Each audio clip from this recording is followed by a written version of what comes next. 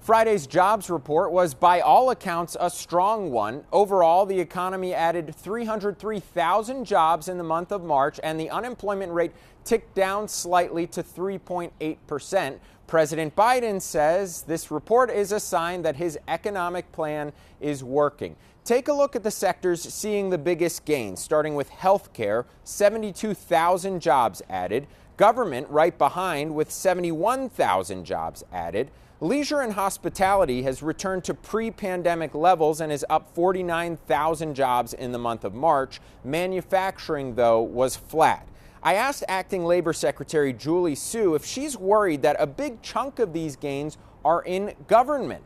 Does it concern you at all that maybe government spending is sort of helping prop up the numbers? Well, so certainly government spending is important. That's why the president has come in and said we're going to invest in America like we haven't done in decades. And that has helped to see growth in certain industries. It certainly helped with the broad-based economic recovery that we've had. But one of the areas of growth is in construction, right? And so we saw huge growth, especially in like the skilled trades. Wages were also up 4.1% from a year ago. That means more money in workers' pockets, but it could also put pressure on inflation.